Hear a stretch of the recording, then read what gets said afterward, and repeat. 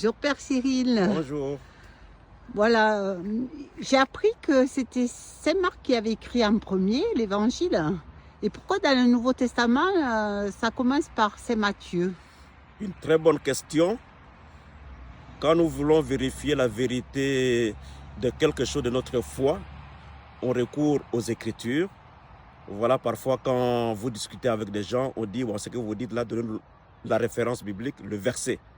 Donc on recourt aux Écritures, à la tradition et au magistère. Et quand on voit les historiens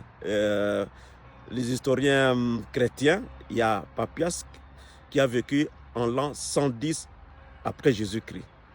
Alors, il s'est renseigné auprès des anciens, donc de son temps, qui ont affirmé que Saint Matthieu aurait écrit les logia. Les logia, ça signifie les paroles de Jésus, mais en hébreu. Mais aujourd'hui, on trouve que quelques fragments. Et c'est ça la raison suffisante pour lui faire la primauté ou la préséance? Non, parce que d'abord, l'ordre des écrits dans la Bible ne suit pas l'ordre de la rédaction. Ce n'est pas l'ordre chronologique. Vous voyez par exemple, Saint Paul, il a écrit beaucoup de lettres. Et la première lettre qu'il a écrite, c'est la lettre aux Thessaloniciens en 51-52. La lettre aux Romains, il l'a écrit en 57-58. Mais on commence par la lettre aux Romains et non un Thessalonicien. Donc ce n'est pas nécessairement l'ordre chronologique.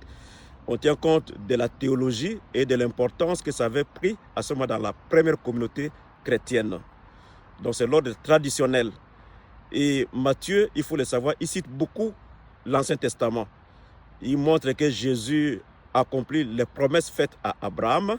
Il est le fils de David, il est le sauveur, il accomplit les Écritures et il écrit aux judéo-chrétiens, donc aux juifs devenus chrétiens. Et voilà, au début, il présente le mieux, il présente mieux que les autres Jésus. Jésus qui a accompli les Écritures, qui a accompli la loi. Et son évangile est considéré comme étant le plus complet.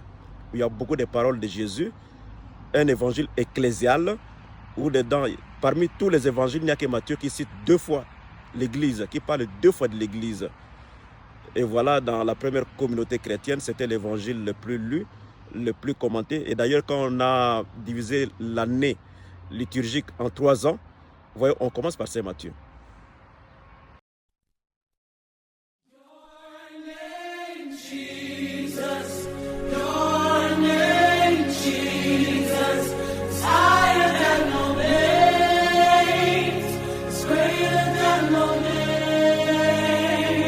Your name, Jesus.